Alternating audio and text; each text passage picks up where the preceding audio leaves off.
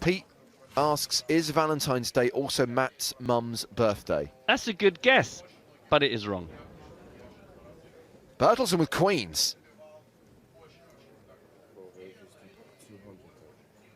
Raises the button.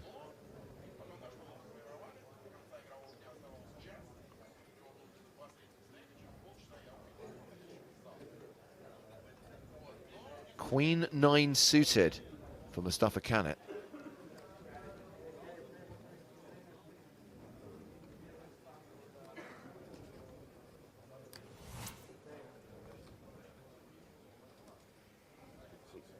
And his timing may be a little bit off here. He attempts to 3-bet from the small.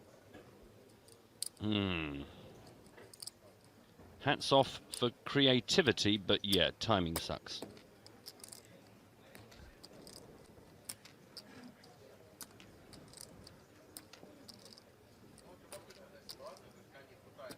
Jane Windsor.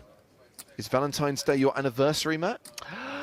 No, that's a different date, which I will check my diary and get back to you, but I'm pretty sure that's in June.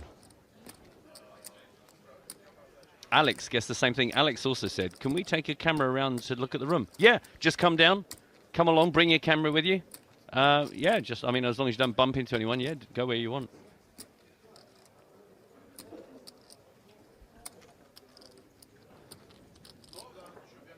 Is this always a spot where you should 4-bet queens? Is it ever an argument for flatting and playing in position? Do you know, I've got nothing but bad stories to tell about a time I tried to flat. I think you've always got to just try and get as much value in here, haven't you? There is the 4th bet from Bertilsson. Because also I think for your mental state of mind is that if you get called here, I mean, we know what Kanit's hand is, but if you got called here and things go south and the flop's got aces and kings and stuff you hate, you can at least feel like, do you know what, I feel I can say I did everything right and I just got unlucky. If you start limping in, sorry, not limping, but you know, if you kind of slowly come into these sort of hands, then I always feel a bit like, well, this is kind of partly my fault. I can't say I did everything to make sure that the hand went my way. It depends what your definition of my way is, but... Bertilsson's made it just shy of 1.2 million. And Kanit does not appear to be done with this.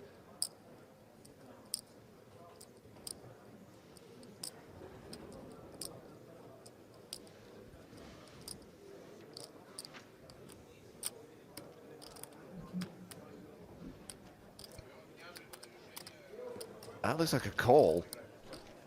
So Mustafa Kanit calls a 4-bet out of position with Queen 9 of diamonds. I assume he has a plan. Maybe. Maybe. Well, I mean, the plan is to rep the ace and get Bertilsson off queens. It's there for the taking. I mean, it seems like, excuse me, an arrogant move to suggest, well, I'm just going to call this clear push of strength and then just hope a big card comes down and rep it. But if he did it now, how much would you hate life if you're Bertilsson? So it's there for the taking if you have the cojones. 2.5 million in the middle. Bertilsson with 3 million behind. Is this a must-bet spot?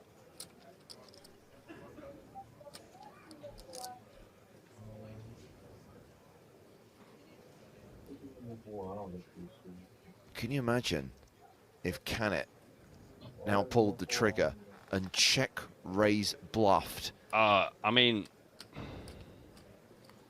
here's the boss, quietly sitting in a t-shirt that it looks like my niece has like done some DIY craft work on. Yeah, I mentioned at the start that last time we saw Mustafa at a final table, it was bow ties and jackets. Exactly. And now it's like someone's cut out some stars in some yellow crepe paper and got on there.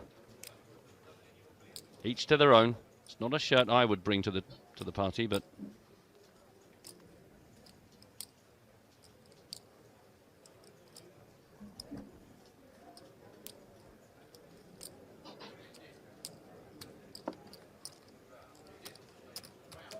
instead, Kanit just flats the 700,000, floating out of position.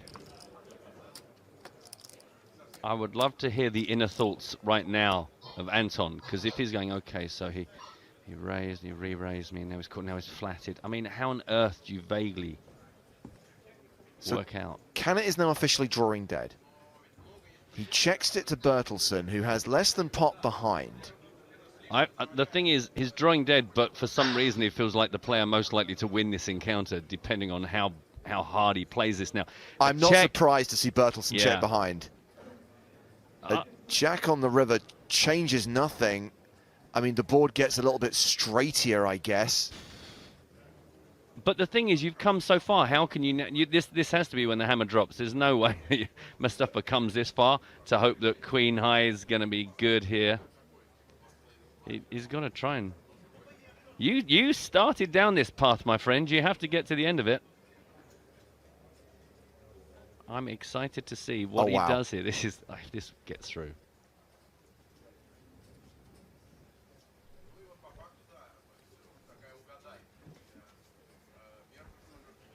Oh, Bertilsson is hating life right now. Yeah, it's a perfect plan. I mean, it's not anything that any normal players are going to get to quite soon, but these guys are beyond us. 1.75 million, which is most of Bertilsson's stack. Oh, God. Do you know what? The funny thing is, I got a little pulse in my neck. Like, this is kind of, I'm feeling this one myself a bit. It's like, you know it's coming on the river. You know that this must be the plan, because there is no other plan. There's no showdown here. There's no drawing the diamonds. It's... Oh. And every hand we've seen Kanit play, the big pots, he's had it. This is the first big bluff he's pulled off. He's told them a couple of times how the eights, he's shown them, is they've caught up with the stream on a couple of occasions and found it had the big hand. So maybe that's exactly the reasoning behind this move, is that he has such a solid rep for having it, and he's just going to capitalize on that. I mean, if Bertilsson folds here, I don't want to be around in 45 minutes, because there's going to be some vomiting on the streets of Dublin again. If he folds this, Kanit is going to take an overwhelming chip lead. Bertilsson will be left with around 20 big blinds. Armin says the beautiful part is I think Mustafa will show his hand if the other dude folds. He is a boss, heartless boss. But would you show he's got such a solid rep here, as I'm wondering if this is the occasion to not be so honest, not be so vocal.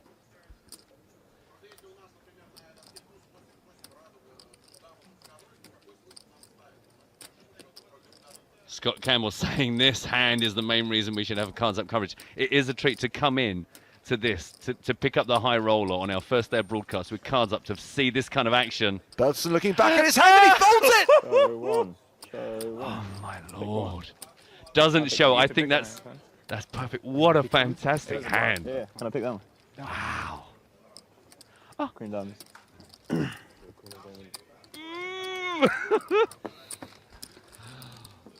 Oh, Bertilsson just got pushed off a monster. I like how you showing range there. Masterclass. Kanit is up to 95 big blinds. Good, no?